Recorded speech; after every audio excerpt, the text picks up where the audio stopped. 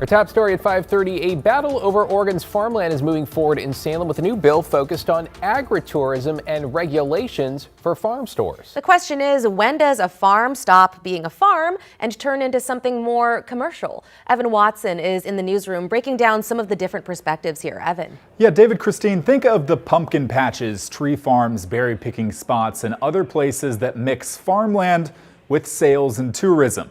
This bipartisan bill would remove revenue caps and allow larger farm store structures. At Plumper Farms in Northwest Portland, Peter Kessinger says a few seasonal events help his family maintain their farmland. Agritourism is an enabler, bringing in extra revenue that he uses to help pay for their animals, tractors, and other farming needs. But this bill has opponents, people concerned that it would expose protected farmland to commercial development, potentially raising land prices and thereby hurting smaller farmers by making agriculture either unavailable or unaffordable. Lawmakers heard testimony at a hearing in Salem today. The bill says counties can still regulate parking, traffic, and noise, and it requires that people actively farm at least half of their land. We have the public out, they're paying admission fees, they're buying food. All that extra revenue is actually just allowing us to reinvest in our business. By eliminating income restrictions, it stops us from worrying about selling one too many donuts or having one too many guests show up. Agritourism is a way for farmers to make a little bit of extra money, not for event venue owners to have a beautiful venue on farmland. And when that happens, we start to see real farmers being priced out of agricultural land. This bill is a response to backlash from last summer when a state agency proposed changes for farm stands. Governor Kotek stepped in and paused those changes. Lawmakers will now decide on this balance between farmland and tourism. Have a feeling this may evolve. They do not have a lot of time to figure it out, though. Thanks, Evan. Developing tonight, this past holiday season could be the last for the Lloyd Center as we know it. Tonight, the Portland Business Journal reporting the building's owners plan to shut down the mall's doors for good. The closure would pave the way for a large-scale redevelopment. While no official closing date is set, the building's owner said in an email to the PBJ, quote, "There will not be another holiday season at the mall." To Woodburn now, where city leaders say they're committed to more transparency around their role in immigration enforcement. It comes after the city opted to turn off its license plate cameras back in November after growing immigration enforcement concerns. Sunrise reporter Corey Johnson has the details. Well, city leaders say while a comprehensive review of those cameras is currently underway, transparency around the surveillance system remains a top priority for city leaders. Now, the city of Woodburn immediately suspended its flock safety camera system in November last year after residents raised concerns that federal immigration authorities could access the data from the system. This week, the Woodburn City Council released several key documents as part of what they call a continued commitment to transparency.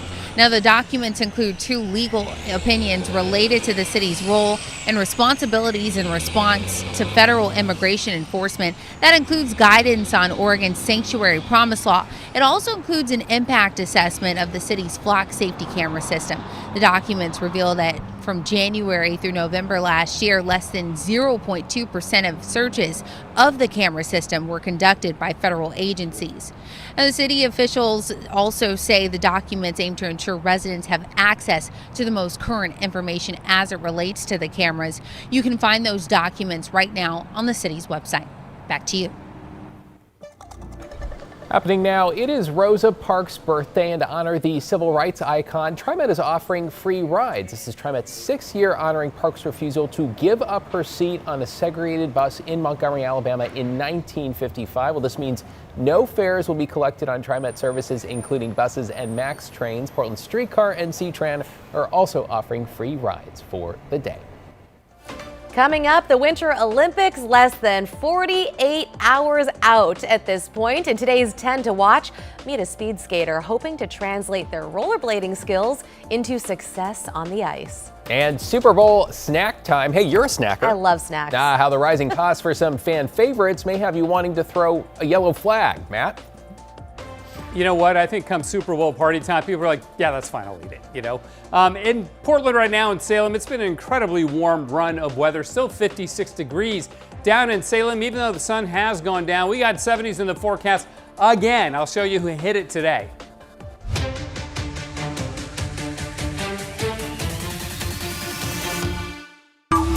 The KGW Plus TV app, streaming 24/7. Local news from the team you trust on your time. Track how the weather will impact your day. Certainly becoming increasingly hazardous. Extended, continuous coverage of breaking news, live from the scene. That snowpack is still heavy. Go deeper with in-depth interviews and exclusive reporting. All the local news you need, live or on demand. KGW Plus. Download on your TV and watch for free.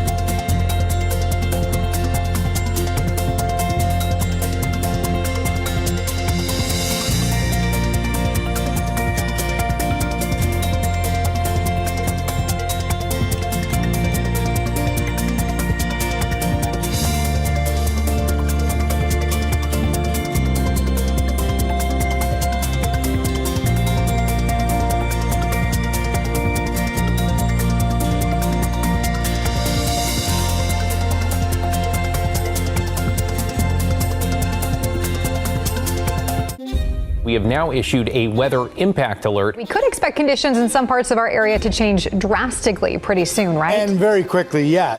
This is significant rainfall coming our way. You'll definitely want to be extra cautious. Certainly becoming increasingly hazardous.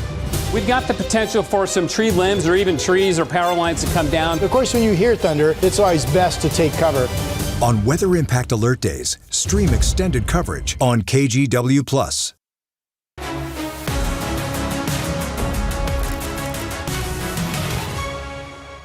FYI, we have less than 2 days until the 2026 Olympic Winter Games kick off in Italy. And as we get closer to the opening ceremony, the Olympic flame is also progressing toward its destination. Most recently, the Olympic torch passed through the North Italian city of Como. The Olympic flame will now pass through the city of Monza before finally arriving in Milan on Friday to mark the official start of the Games. And on Tuesday, we told you about Jordan Stolz, the 21-year-old speed skater who's favored to take home gold in Italy. He is fast, but there's another speed skater you're going to want to keep an eye on. In our 10 to watch, Chris Egan sits down with Erin Jackson. Erin Jackson has been skating in circles for as long as she can remember. My earliest memories were probably growing up skating in my driveway, just up and down the driveway in my little plastic skates that would attach to my shoes. When Erin was 10, she took up inline speed skating. As a senior in high school, she won a gold medal at the 2008 World Junior Championships. I just loved going fast because even before that, when I was just hanging out at the open sessions, I was the one getting in trouble for skating too fast. So yeah, I just always loved it. In 2017, Jackson followed the path of her mentor, Brittany Bowe, and transitioned from inline to ice. Just 4 months later, Erin Jackson. She is the first black woman to qualify for the U.S. Olympic long track speed skating team. Jackson made the 2018 Olympic team. I wasn't expected to go out there and do anything crazy, but I was happy to be there, and getting the experience was really awesome. Leading up to the 2022 games, Jackson slipped in her heat at the trials and finished third, with only the top two making the team. Race winner Brittany Bowe opted to give up her spot to allow her longtime friend a shot at a medal. See, I've looked up to Brittany since I was a kid, and she's always just been the best example of everything good, just a really good mentor to have. Brittany's act of kindness would lead to history. It's going to be really quick. Is it quick enough? Yes, it is. That's Erin Jackson's gold medal. In Beijing, Erin won the 500-meter race by 0.08 of a second. It was Team USA's first women's 500-meter gold since 1994. And Jackson became the first black woman to win an Olympic speed skating individual gold medal. It's still hard to put all the different feelings into words, I guess. It was, there were a lot of tears, a lot of hugging with all my teammates and my coaches and all the staff. It was just, a really magical moment. And now she's ready to defend her title in Italy. I really like pressure. I think pressure kind of helps push me to what I need to do because I'm kind of a really relaxed person. So yeah, the pressure kind of amps me up a little bit. Wow. Well, I know. Wow. She really likes pressure. That's what separates us from the Olympians. I'm feeling amped up. She's one of the flag bearers, by the way, along with bobsledder Frank Del Duca, which is great. Very exciting. Cool. You do well under pressure. I've seen you ramp up the competition level. Have you? Okay. I wonder where this conversation is going. Doesn't mean I love it, but I can there. work under pressure. Right. Yeah, you can totally do it. All right. We have been under high pressure. See what I did there? Wow. Good job. Thank you. Good job. Thank you very much. There's Vancouver for you right now. Mount Hood off in the distance. I just covered it with the graphic, but 53 degrees up in the Couve. The winds are fairly light there, but they will be picking up tonight and tomorrow. And I'll show you the winds in just a second. Scappoose made 60. Portland, had we made 60, would have tied our record for the day, but we got close. 61 down in McMinnville. We had 72 in Newport and 72 in Bend, but even warmer weather in between. I'll show you some of the readings from this part of the Cascades and then Southwest Oregon in just a second. Just unbelievable. The coolest part of the state, and it's weird to be talking about that in early February, but it was the Columbia Basin where the cool air has pooled and the low elevations of the basin itself. Not exactly cold. I mean, 48 in the Dalles isn't freezing, 43 in Pendleton. You've had worse days. Look at this, though. Yellowstone Mountain is east of Albany, and it's up at 3,100 feet. Hit 76 degrees there today. Fields, which is out near Oak Ridge, east of Eugene, southeast of Eugene, at 3,350 feet, also 76 degrees. Mount Stella is a place to the northwest of Crater Lake and at 4,700 feet, also made the 70s. You get the idea here. Long Prairie is down in the Siskiyous, east of Gold Beach and Port Orford, and they made 74 at 1,100 feet, and then on the south coast, 70 degrees there. So just unbelievable for this time of the year. Now up in the mountains, it's beautiful with some great color happening. 54 degrees though, and the humidity with a dew point temperature of 8 is only 15%. So it's very, very dry air. This will also damage the snowpack as much as the warm weather because you get sublimation, which is like evaporation, except it just goes from a solid to a vapor without ever becoming a liquid. So we're losing snow because of that, and our snowpack is not doing well. As you know, 33% at Timberline a couple days ago, 36% at Meadows. This is of average for this date, February 1st.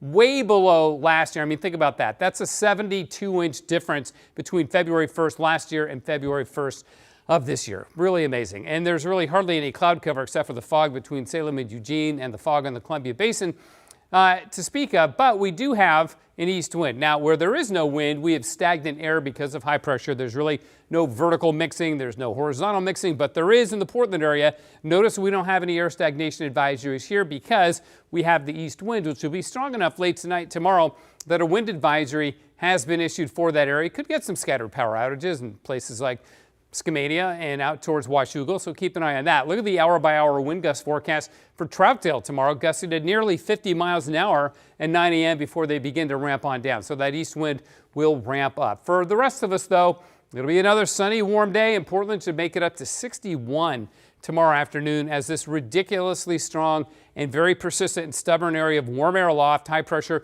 just dominates our weather again. It's not the first time this winter, right? Hopefully it'll be the last time because we really do need the precipitation. East winds, though, will keep us warm through the week. And then finally we get precipitation, but it comes with a relatively high snow level at first. But then later Saturday and Sunday and into Monday, it will drop and we'll begin to get some mountain snow. But first, we get some pretty decent rainfall out of the deal. And then the pattern shifts as we go into next week. And that transition happens with the rain this weekend.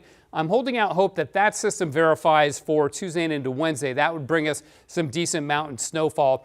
And then there could be some systems coming in after that that would do the same. So all is not lost. We could still pick up some snow. There's Mount Hood for you right now under a clear sky. 53 degrees, freezing level. Yeah, 12,000 feet for this time of the year. It's just insane. Sunny and warm, windy in East County, gusts to about 40 miles an hour, stronger as you go deeper into the gorge. Still sunny and 59 on Friday, 55 Saturday as the rain develops, rain on Sunday, and then sun and showers on Monday. That's when the snow level drops down to 3,000 feet, maybe 2,000 feet. So I'm not giving up hope just yet, but it is certainly trying our patience. I know. Mm-hmm. Yeah. We've been like looking at the clock. Come on, it's about waiting. time. We keep waiting. I know. Thanks, Matt. You bet.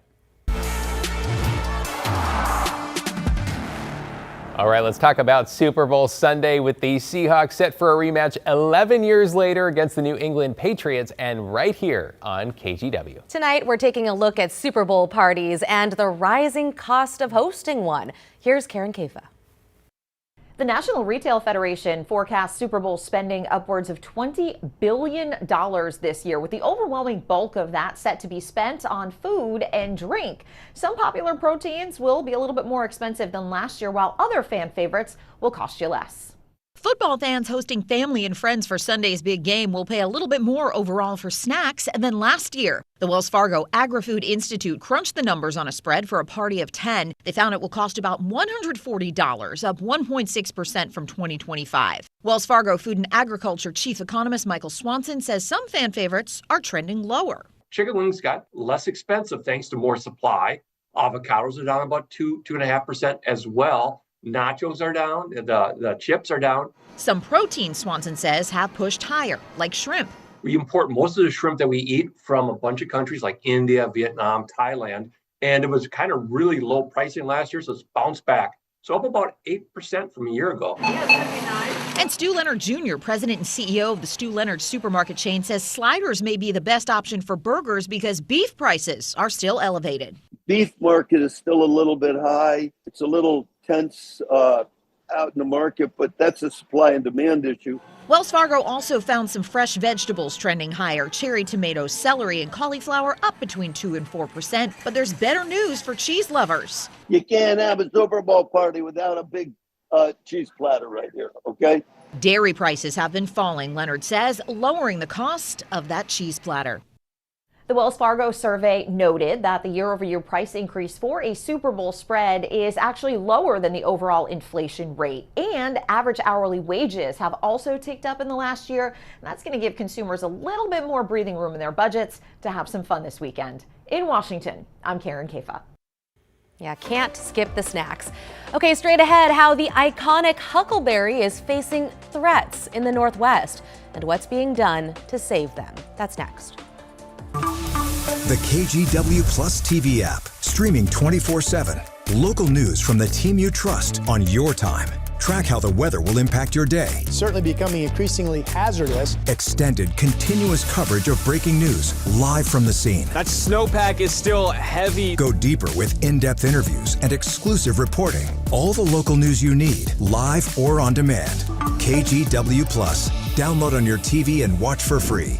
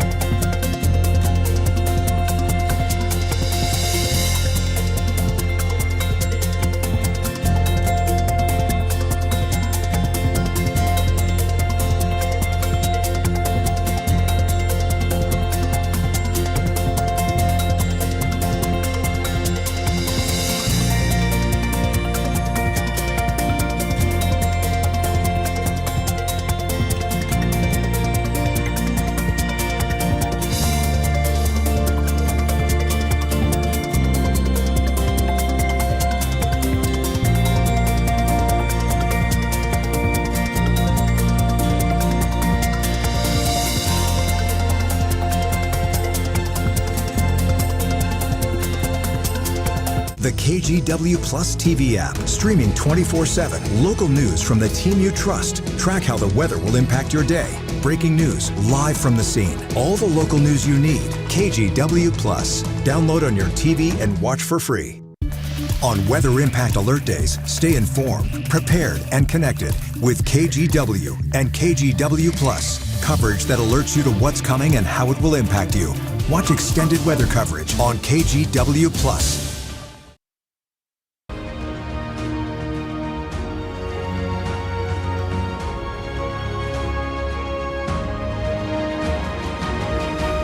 Welcome back. Huckleberries are sacred to the Yakima Nation, but the little fruits are under threat, not just from an invasive species spreading through crops, but also from growing demand. Meteorologist Leah Pizzetti with our Environment Northwest team shows us what's being done to save them.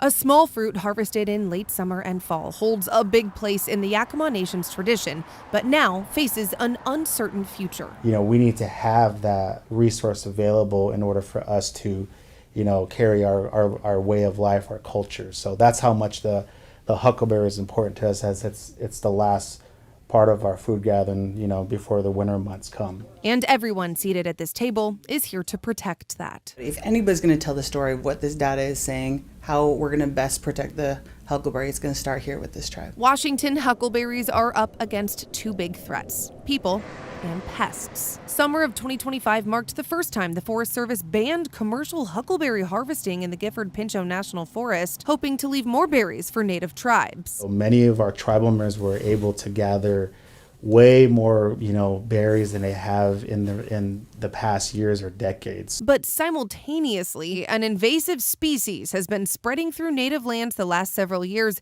reducing the crop even more. Native leaders knew something more needed to be done. No one's going to pay attention to these issues, except for us to sit there and say there is a problem with this invasive bug.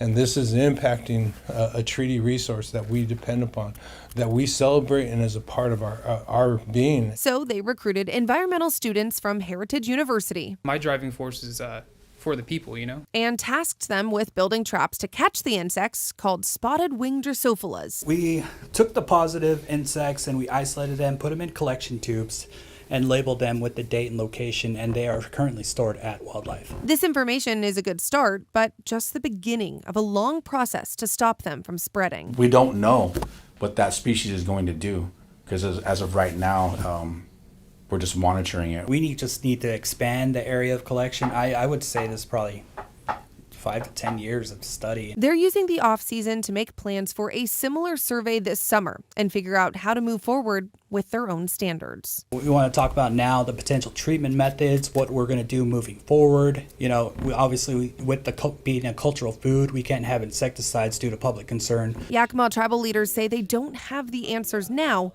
but they do have a plan for protecting this sacred berry. Being native, being an enrolled member of this tribe, you have to really take that step and want to do better for the future generations. For Environment Northwest, I'm meteorologist Leah Pizzetti.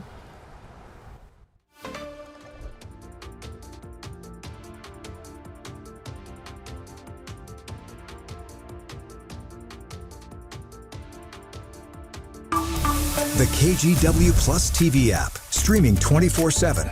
Local news from the team you trust on your time. Track how the weather will impact your day. It's certainly becoming increasingly hazardous. Extended, continuous coverage of breaking news live from the scene. That snowpack is still heavy. Go deeper with in-depth interviews and exclusive reporting. All the local news you need, live or on demand. KGW Plus. Download on your TV and watch for free.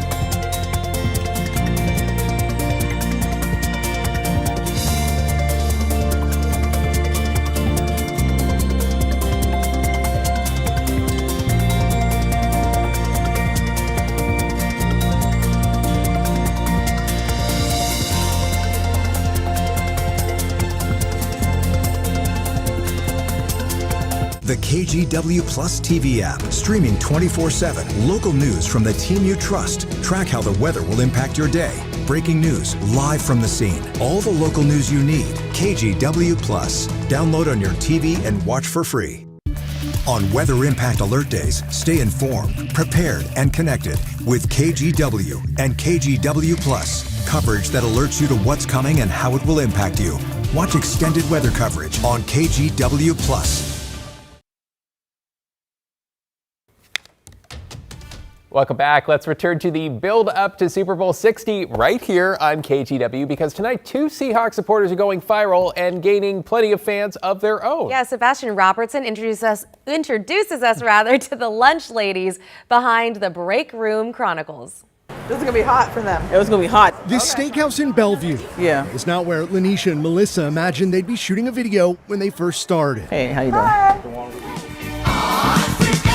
usually the videos that we do, they're like between 15 and 30 seconds. We can knock them out in a few minutes. Together, the two grocery store workers have built an audience of more than 700,000 followers on TikTok, winning them over one at a time with their lunch lady dance moves. So I started dancing in my living room a long time ago. I needed something to spice it up. So I brought it to work, and me and Melissa just hooked up, and we just made it happen. Apples and bananas. From songs about produce to recently dancing their heart outs for the Super Bowl-bound Seahawks, the Break Room Chronicles, as they're called, clearly resonate. Me and the lunch ladies we're going viral. The lunch ladies, there's nothing out there like this. Like the lunch ladies we're like kind of the naughty lunch ladies, but we're still keeping it clean. With their Seahawks set to make their 4th appearance in the Super Bowl, these lunch ladies are doing it big. They've landed a brand deal to help promote a local business in a way that only they can. I think we killed it. We did a bunch of different scenes with it. The two met at work, a Safeway in SeaTac, and for years have used the break room as a background, rotating out backup dancers and capturing pure joy along the way. But the lunch ladies, now a viral sensation, are keeping a few tricks up their sleeves. We have one more song out there that we're ready to do with our team and our crew. Hoping for a Hawks win and to reveal a never-before-seen performance. Are those hair nets or shower caps? I don't know. Either way, I'm loving those. One for ladies. everyone, right? Okay, don't forget, we'll have coverage every night leading up to the Super Bowl here on KGW+. Check out our Countdown to Kickoff special at 8 p.m. on our free TV streaming app. And remember, you can watch the big game, the halftime show, commercials, whatever you're into on NBC. Kickoff, Seahawks versus Patriots, 3:30 Sunday afternoon at Levi's Stadium, of course, right here on KGW. We'll stick around for another full hour of local news and weather in just 2 minutes. Yeah, and in the meantime, let's check out this view from our sky cam on Mount Hood. A beautiful evening. Your top stories straight ahead.